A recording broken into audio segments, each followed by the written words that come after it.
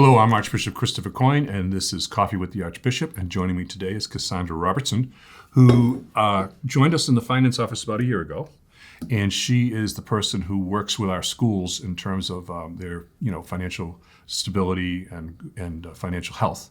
I've got some of my swag on, which I can only wear this around, but I can't go like food shopping wearing these shirts that has my name on it or something like that. So all that, and I got St. Christopher behind me. He's looking out and all that. So, how do you take your coffee?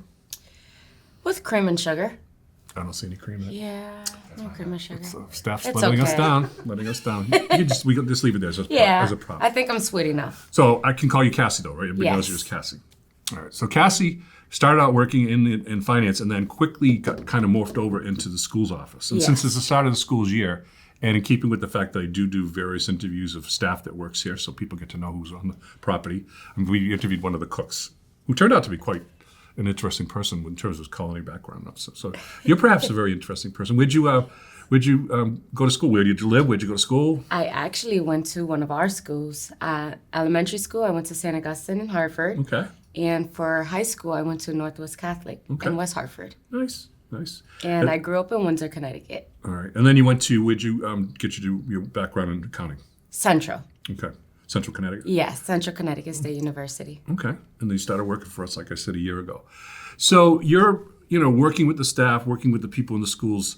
What's your normal kind of day-to-day work? Do you deal, right? I know at one point you were doing a lot of work with Northwest Catholic. Yes. Your alma mater. Are you still doing a lot of work with them? Yes, a lot of cleanup has been happening. We are actually in a much better place than when we last spoke. And very healthy, very strong. Today is actually their first full day of school. Very excited for this school year and what the future brings for Northwest. Okay. Yeah, I mean, sometimes it's not any default of anybody other than just they don't have enough staff, or things just get lost in transfer and they're not put in the proper place and all that. So it's not just something that you'd find in Northwest Catholic, you'd find in other places as well. Yeah, I think just due to all the changes and just due to economic changes, things were bound to just change. So at least it's changing for the better. Yeah, I mean, when I was in Burlington, Vermont, we had two of our high schools. We actually kind of had to put in financial receivership because their books were just really not in good shape, and they didn't know they had no idea of what they had in terms of cash flow and what they didn't have, and the tuition coming in, and all these different things like that. So just in the little time that you've been working here. What's the one thing that you think is important for schools in terms of their financial health, in terms of their accounting, that they really have to pay attention to? I would say just taking their time to detail, taking their time to just understanding what they're processing, taking their time to just understanding the need of the school so they know how to allocate funds to just certain projects, what the students may need, what the teachers may need. That will go a long way for the school, for the staffs, and even just for the admin to just take their time and just pay attention and just care for the students' needs. Yeah. One thing that I've seen over my years since I was ordained in 2011 and all the way down to here with the schools is staying within the budget. Yes. So you have a budget and set out, and you say this is what you can spend. It rather than not a spend to budget, but a spend within budget. Yes. And one of the things that's problematic that I've seen in the schools is they spend too. So they say, oh well, we have $20,000 set aside for books, so therefore we will spend all the $20,000 on books this year, whether or not we need to spend $20,000 worth of books. And sometimes what happens is things are bought or contracts were brought in without a purchase order.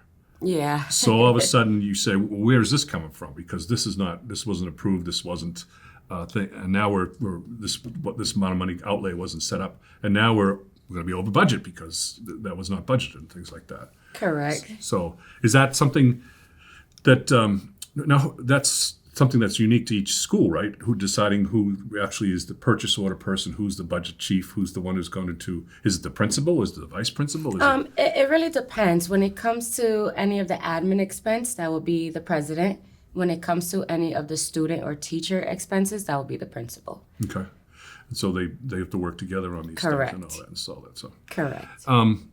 No, so you're living here in Windsor still? Yes. Okay, you at home? Or you got family and friends? Actually bought a house in Windsor, down the Nice. street, 2 minutes from my mom. Nice. So I can't go too far. Nice. Doesn't need a lot of renovation. No, It's not too bad. no. I actually did a lot of renovation this year. My first big project. Okay. It was stressful.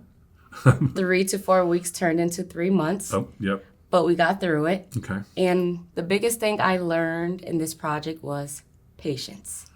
Yeah. And Patience. budget. And budget. Budget. Yes, patient and budget. Yeah. And after 3 months, it all worked out and it all came out the way that I expected to and anticipated. Nice.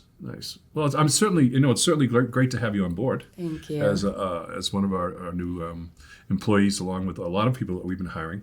Yes. And you have such a great smile too. Thank you. And you're such a very positive person, so I thank you for that. Thank you. So thank you for coming in, Kassie. Thank you. My name is Archbishop Christopher Coyne, and you've been watching Coffee with the Archbishop.